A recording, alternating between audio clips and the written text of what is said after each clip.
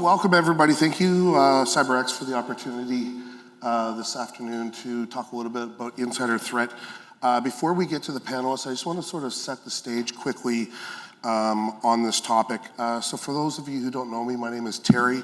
I am a career intelligence officer with the Canadian Security Intelligence Service. This is a pretty exciting topic for me as somebody who has previously investigated insider threats within the Government of Canada's intelligence apparatus. Just to quote a colleague of mine who recently did an interview, a former employee who had retired, did an interview with Global News. Basically, insider threat, whether a leaker or a spy from within, is unquestionably the most serious threat to national security that we face. Some statistics to back this up. According to the 2024 Verizon Data Breach Investigation Report, approximately 30% of data breaches were caused by insiders, which include both malicious actors and inadvertent error. Additionally, in a 2023 insider report by Veronis, revealed that 58% of security incidents involved an insider at some level. This was whether due to human error, negligence, or malicious intent. So in my experiences, while today we're going to explore some of the technical solutions and advantages that are here for CISOs to assist us, I just want to highlight that it's important to understand not only the technical solutions, but it's vital to understand the human that is behind the threat, the motivations of the insider, whether it's malicious or even in some cases, the inadvertent. There's always a motivation at play, which is often classified as financial, ideological, competing loyalties, extortion, and or work dissatisfaction. So our panelists today are going to explore how companies are combating insider threat and social engineering with strong policies and advanced security tools. So with that said, I'm going to turn it over to our panelists to quickly introduce themselves, and then we're going to get to some questions and discussions on this. Thank you, Terry. My name is Warby Warburton. I'm a VP of Product Management at Exabeam. Been there a little over 4 years. Previously, I worked at Palo Alto Networks for 9 years in the product org. I've been doing security work for about 20 years, and I live and work in the Silicon Valley area of California. Hello, everyone. Abdul Karim, Director, IT Security and CISO at Unity Health. Over 25 years in IT and 15 years in cybersecurity, and fortunate enough to work with tagging elephants against the poachers in the African savannah. So quite exciting journey in the career. That's interesting. If I knew he was tagging elephants, I probably would have gone before him. I'm Octavia Howell. I am the VP and CISO of cybersecurity at Equifax Canada. I've been in cybersecurity for 19 years. Started out in network security and kind of moved into business security, and then now I'm head of security. I'm happy to be here. Good afternoon. I'm Ali Shahidi, and I'm the Director and Head of Information Security for Toronto Community Housing and Toronto Senior Housing as a part of municipalities. Prior to this, I was with provincial government, Ontario Health, and been in security on security side for over 20 years. So I'm just wondering, is it possible to have the timer reset for us up here so we can keep track of our time, or somebody give me the 5-minute, if there's somebody in the technical. Perfect. All right, perfect. Our first question is for Octavia. For understanding the insider threat landscape a little bit better, can you provide an example of the common types of insider threats that organizations face today? Yeah, so thank you, Terry. So one of the things that I want to make sure that people understand is insider threat isn't necessarily only technological, right? It's not necessarily only looking at whether or not someone has access to tools and have access to the data. Insider threat can also be something that can classify as social engineering or physical security as well. So insider forget the scary part of it. An insider, as Terry said before, is someone who is inside of the organization. Someone or something, some identity that is inside of an organization that has access to data, facilities, people, right? And so the threat part of it is whether someone knowingly or unknowingly actually does something that can cause business impact or security impact, right? And so you have, sometimes it is an innocent person who decides, they want to make sure that their emails are always at 0. How many of you all are like that? Like, I want to make sure that I have no emails that are unread, so I'm opening every single email, and then they click on it on a phishing link, or they click on something that actually gives access, right? That is actually a threat to security, right? Because one, you did not know, you probably forgot your security awareness training, and you didn't actually, you clicked on a link and you didn't remember that.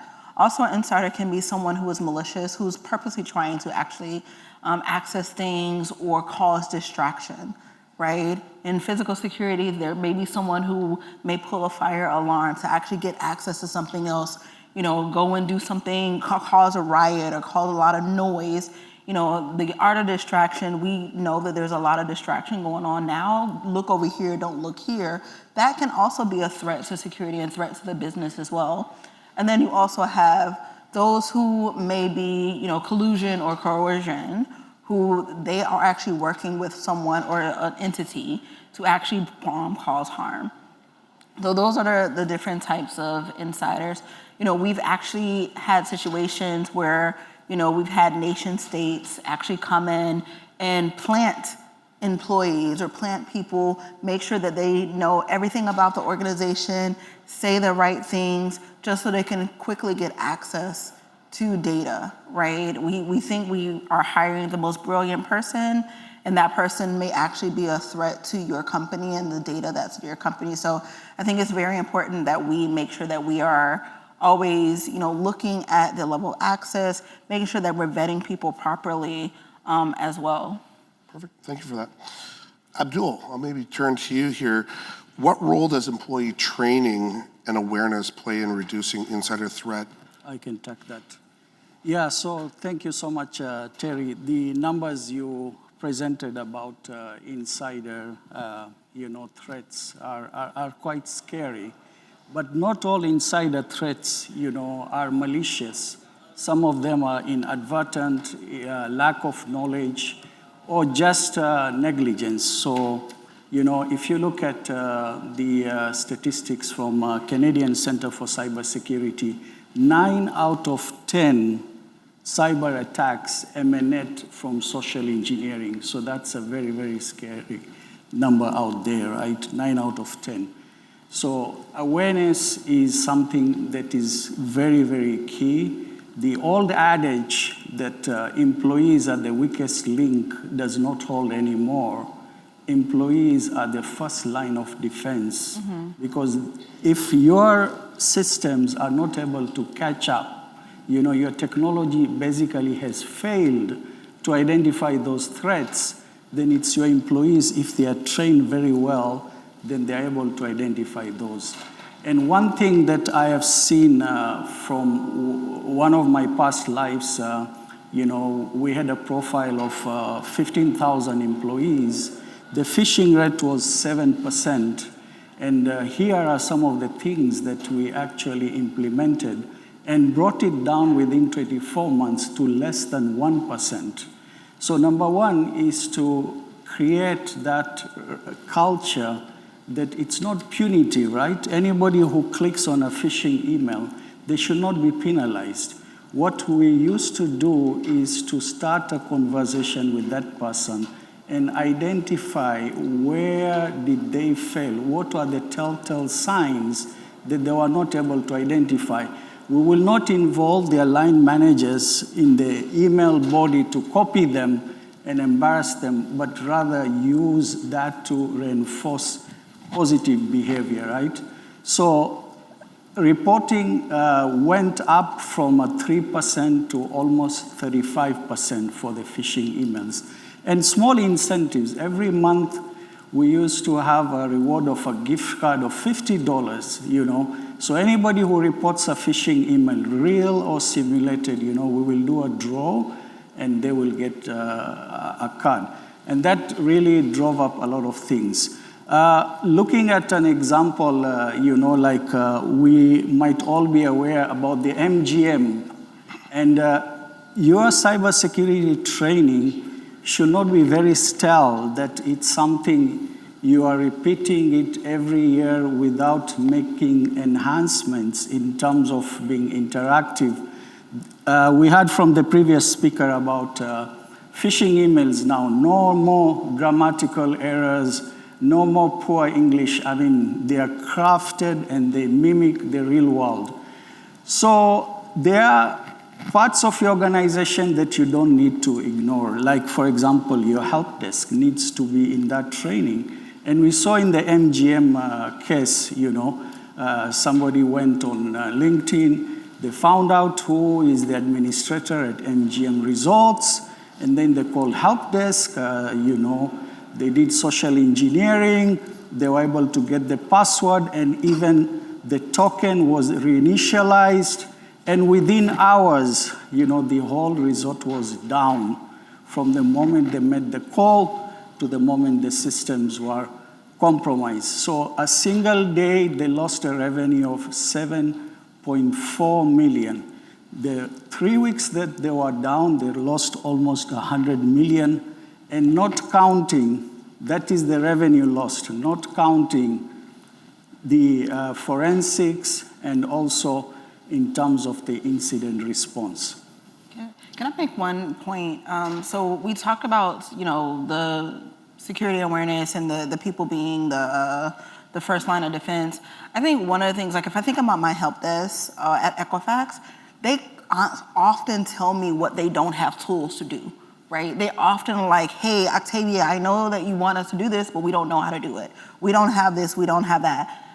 A lot of times I would say, like, we put it back on the employees a lot of times to be security aware, but how often are your security teams actually listening to the employees' complaints about them not actually able to function the way that you ask them to function, right? And so we're now looking at tools and looking at things that can actually prevent the employees from having to be that first line of defense. Take that away from them. When MGM happened, we immediately put in password lists for everybody. Like, okay, no more passwords. That's going to be over. You know, you're going to do this. And we started with the help desk to implement. So I think one of the things when we're thinking about insider threat, it is how do you ensure that you are listening to your employees as a security team and not expecting them to be all process. I think someone earlier said there was what people process execution. The execution sometimes also relies on the security teams. Yeah, I love that focus. Like, as a product manager, my number one job is to understand the challenge the customer face. This is the same thing. What are the employees trying to do? What is the legitimate work that they're trying to get done, and how can you get out of their way while still offering the security? And that means you need to understand their requirements and what their challenges are. Then you can make more informed decisions. Mm-hmm. So on that topic, one of the things we talk always in my line of work is that security comes at the cost of convenience. And it's understanding from a people perspective first. Once you move outside of the security teams, the vast majority of employees want convenience. They want to do things in a secure fashion so long as it's convenient. So understanding that human element is really key as we try to balance these sort of sometimes competing interests. So on that topic, my next question is for Warby here. How can companies effectively balance the essential need for employee autonomy while implementing the necessary monitoring of their activities? So this is stuff, as we try to ensure safeguarding insider threat, the balance between bringing your own devices and monitoring enterprise activity. Yeah, it's definitely a challenge. I think the first step is understanding the boundaries that you need to operate within. There's all the way from doing nothing, which is not acceptable, to what you're legally allowed to do. And that can change by country, it can change by state. employee in California versus employee in Florida, there's much different things that you can do. You have to understand all that. You don't want to go outside of those boundaries, and you probably don't want to be close to either end. And so the next step is, like I mentioned and what Octavia was saying, is understand what they're trying to get done, and now what is the least intrusive way to begin with to start layering security on top of that and not having them own that, like she was saying. All of the point products, they have their alerts, they have the information, but at the end of the day, it's the people and it's the behavior that ultimately is gonna let you know when there's something different happening here. And those are the tools that don't necessarily have to get too intrusive. They're not in the way, they're kind of quietly working in the background. We had an incident a few years ago with the company that we just merged with, where they had hired somebody, and right away, the behavioral tools were noticing that for the department that person works in, their behavior was off the charts. They were an outlier. And they did an investigation and they found out that this person was setting up VPNs that were unsanctioned, they were exfiltrating data, they were trying to really download as much as they could. They immediately quarantined, they did an investigation, they ultimately terminated the employee. 6 months later, the FBI reaches out and says, hey, do you have any experience with this person? And as a matter of fact, we did. And it turns out they were an agent from North Korea. Right. And so the nice thing about those behavioral tools is they don't necessarily get in the way. They're quietly monitoring that, looking for the outliers, looking for unusual behavior, not only someone who just joined, but also over time. Mm-hmm. And then they can do an investigation and find out what's happening without always being in front of the employee and getting in the way of their work. Any other panelists have anything to chime in on? Yeah, just to add, there needs to be transparency in terms of how the monitoring is happening. And in Ontario, we actually have a law about that. But more so, it should be about tracking the anomalous behavior and not necessarily all the activity that the employee is doing, because that can be very counterproductive. Yeah, I just want to clarify, because Warby said Florida versus California. That's like Ontario versus Quebec, just so you know. Nice. Thank you. Yeah, the other thing I find really helpful is when you do absolutely have to add something in front of the employee, you don't want it to be disruptive, but it's just a requirement. Yeah. You do want to share, like we talked about a little bit, why it's needed. And for me, I find telling stories is really helpful. Like, maybe the employees don't know that North Korea is actively trying to get people hired. That's why we have these tools. And so being a good storyteller actually gets the employees to be, get their skin in the game and to really invest in the solution. Absolutely. And what has helped me with storytelling is telling them what things they won't have to do because of the new tool. That's great. Right? It is, hey, this onerous process that you all were doing before, that is going away, because we're able to implement this. This tool that takes 1 second or 1 minute will be able to actually wipe away something that you had to do and you had to think about that actually took 10. So as long as it's easier and not more onerous, then that's one thing that we want to do. Yeah, plus maybe also make it clear to HR that this tool is for security, is not for employee productivity, right? I wouldn't expect HR to come and say, hey, I want logs if this person was working between these hours and those hours. So that also has to be really made clear. So speaking of detection, a question for my colleague Ali here. When it comes to detection and prevention of insider threats, what are some of the most effective strategies in your experience for detecting this sort of threat? Sure. As we know, the insider threat, like any other attack vector that we have as a part of threats, the challenge is in twofold. One is the human-centric part of it, and the other one is the technology-centric, if you want to put it that way. We had added the word execution part to that as well. The biggest, I'm going to break it down in two. And when we want to come up with an effective strategy, because we need to consider all of these factors together. We cannot rely, as we were discussing all day, that technology is going to solve the issue. It's not.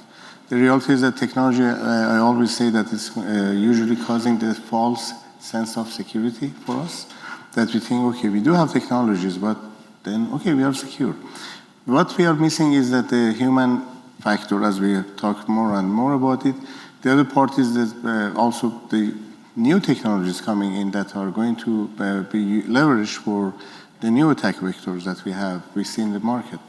So if you want to break down both of these basic sides, from the technology side, we need to bring in the advanced tools that are going to be able to detect such things, such as UEBAs that are going to consider not only the human factor and behavior of the human, but also the devices that we have within the environment. The other one is the effectiveness of the PAM solutions or the identity access managements that we need to have in place. DLP is one of the key factors, because if we don't have an effective data leakage prevention program and data classification in place, we are pretty much blindsided. We don't know what we are really dealing or not dealing with, and all of that. When it comes to the monitoring part, and as we can see again, AI is pretty much the buzzword every day that we hear. Leveraging all of these correlations, that's going to help us to do more effective monitoring and auditing perspective. Because on top of what we have here, again, that auditing perspective of the tools that we have and how effective they are is the key factor. Again, we don't leverage the tools 100%. The most of the organizations are getting out of the tools is probably 60%. The rest are, if we get 60%.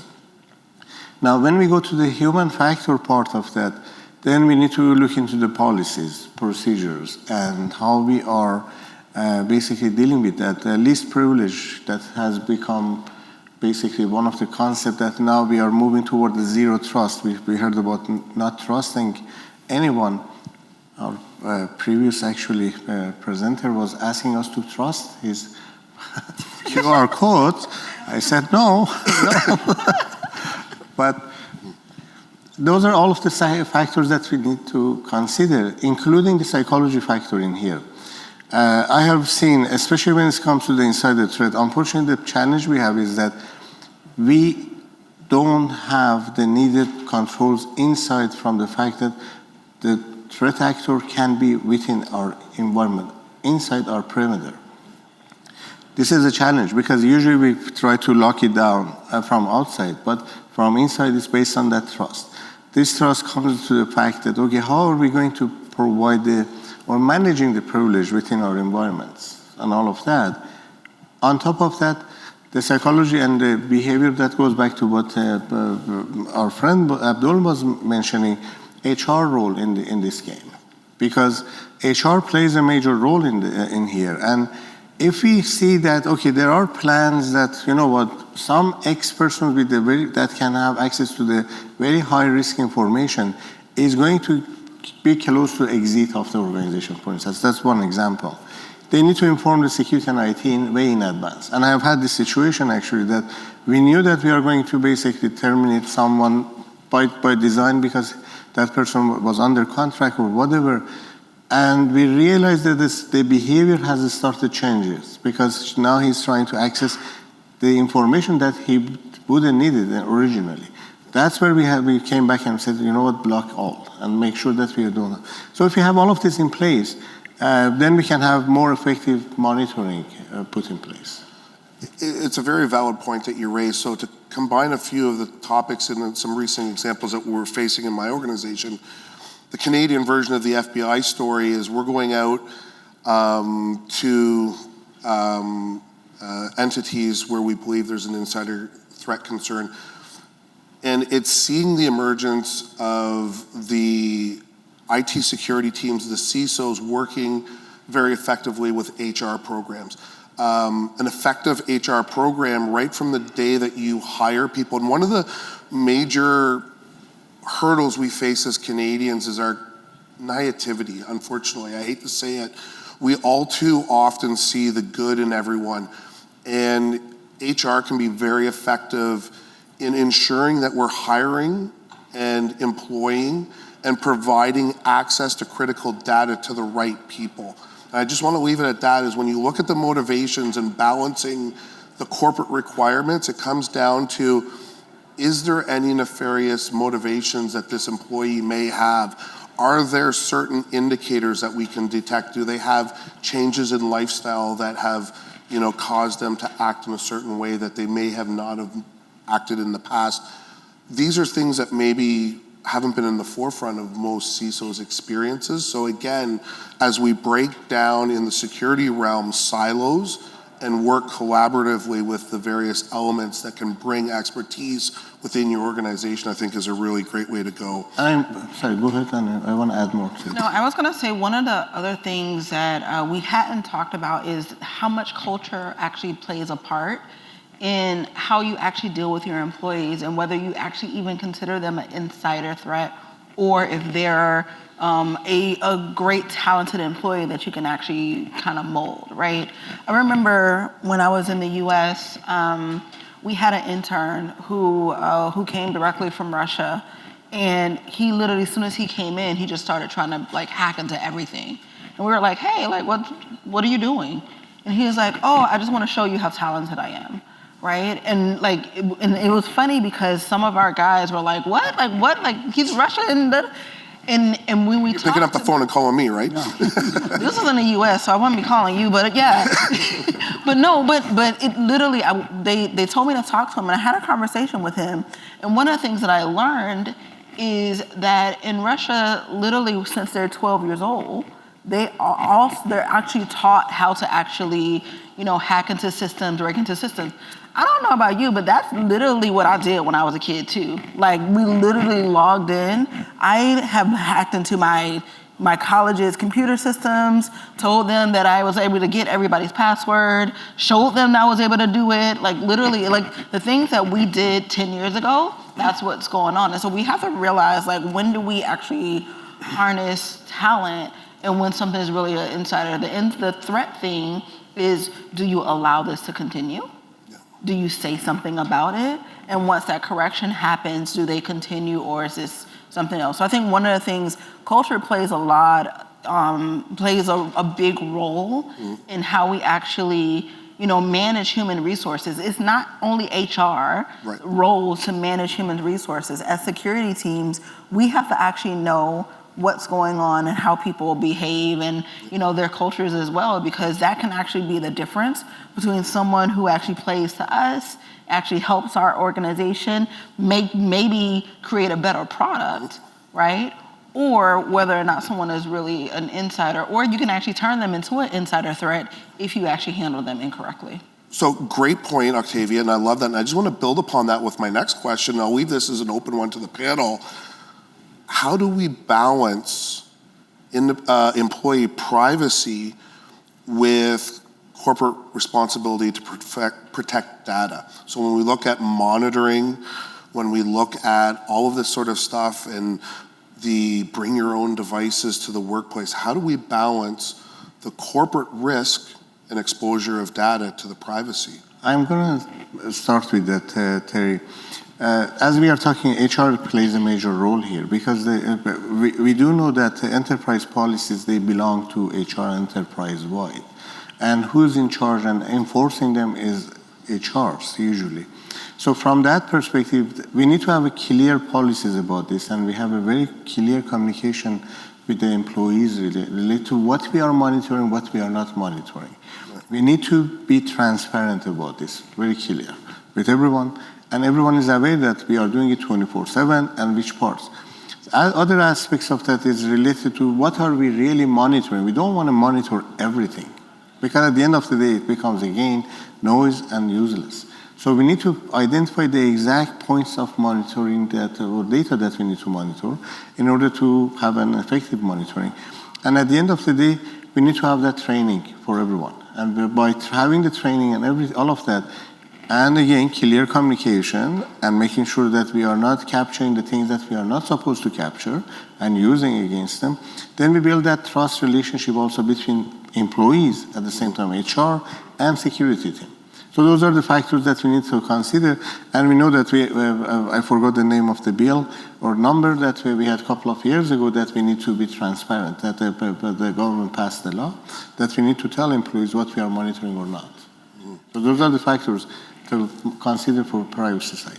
Yeah, I have a different term. Like, so I believe, and we even have a policy within my company, and it's just, honestly, it's because of the data that we deal with. One, you cannot bring your own device, you know, and plug it into our network.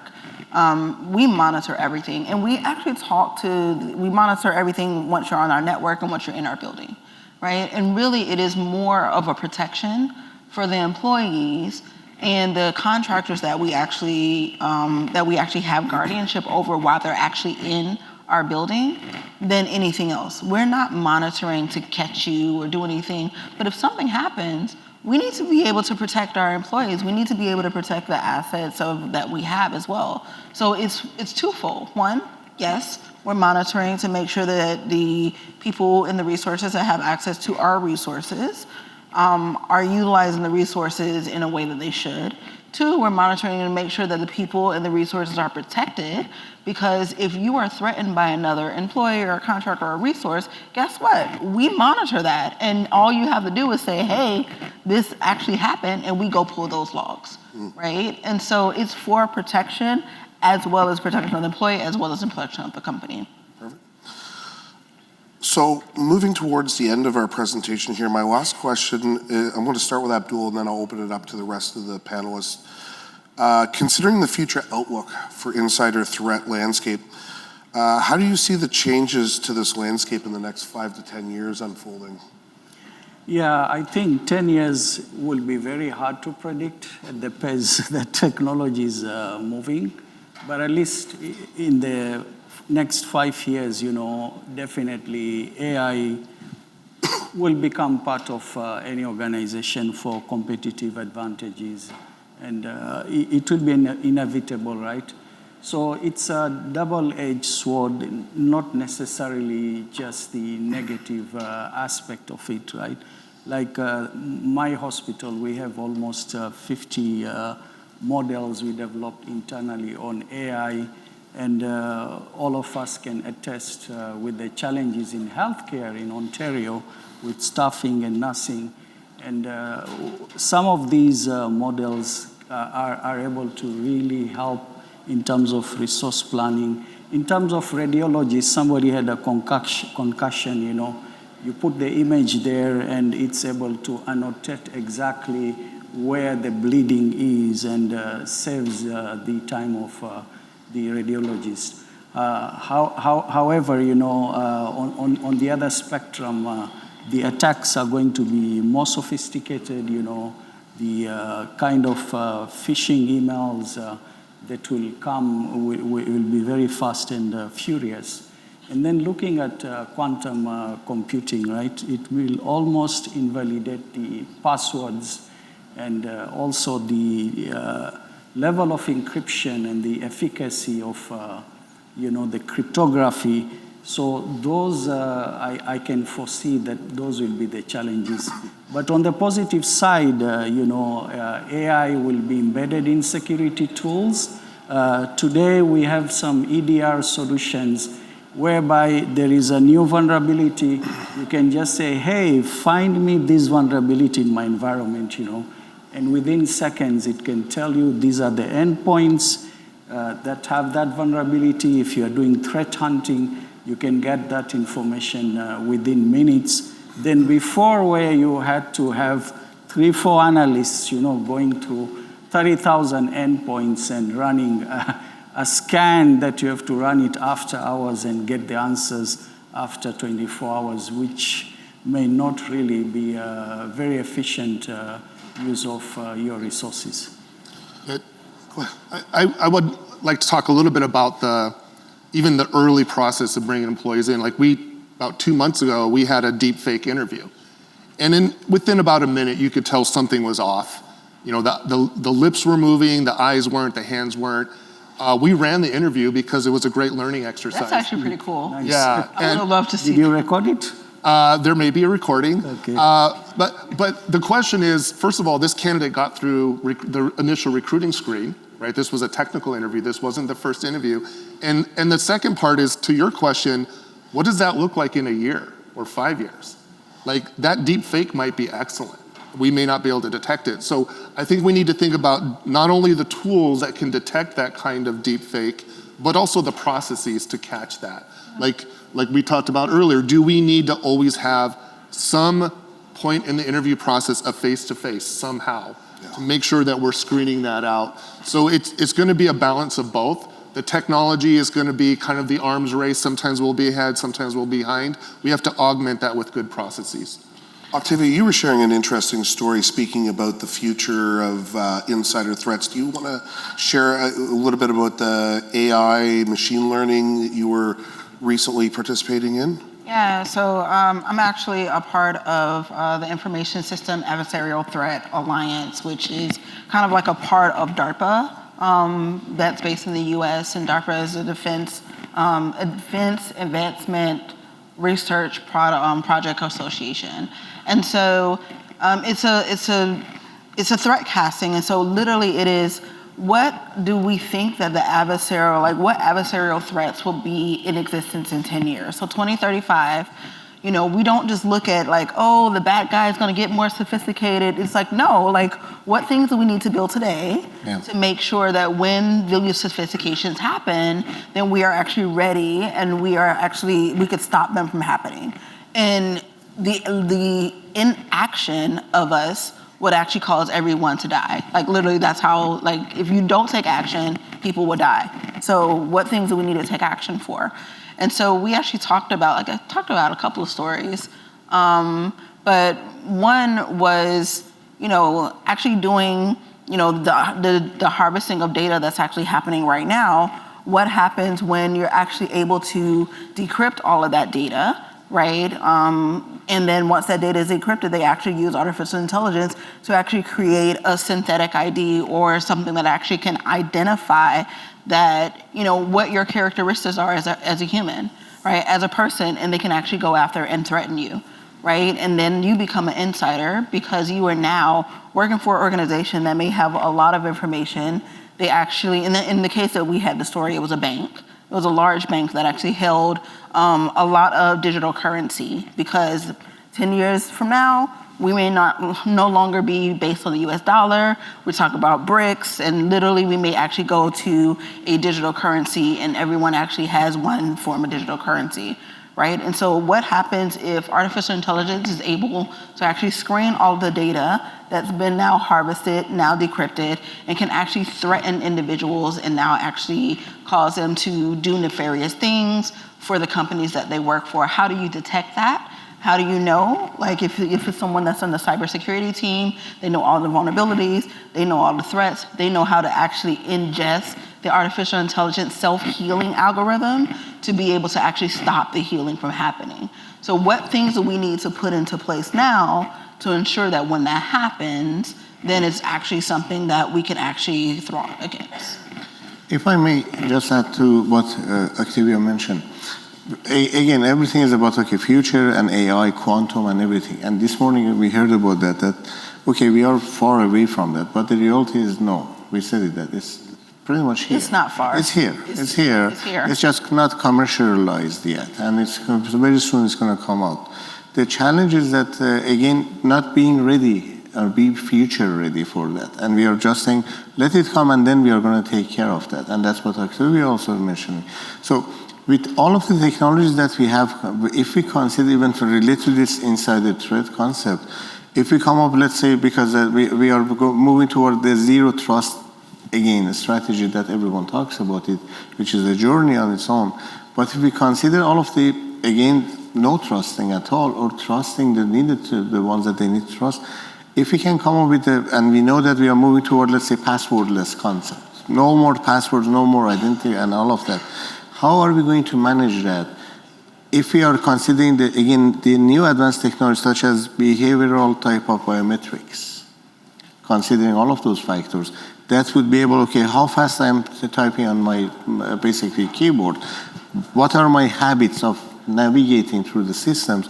If we can see all of those right now and we be able to build them in the plan, then when we get to that point, we are going to be ready for it, and we are going to have better tools to help us. But you can't get ready for something, like all the stuff that you're talking about exists right now. So in 10 years, if we don't take action now for what's gonna happen in 10 years, we are the insider threat. Exactly. So as we're running out of time here, I just want to basically conclude, thank you to our panelists for your insight, and just sort of bring it back to the keynote from this morning. Despite the realm that we work in, which is cybersecurity, all of the fast evolving technological gains and valuable stacks of tools that we have, to summarize insider threat now and in the future, the human element and all of our strengths and follies will continue.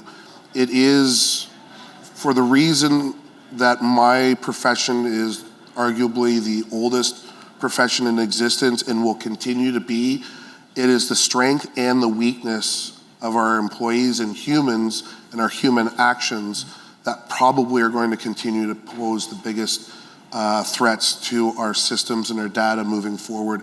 The right people handling the right information to make those. So hopefully today our session has, at the very least, giving you some thought-provoking ideas as we move forward and continue to tackle insider threats. So thank you. Thank you. Thank you.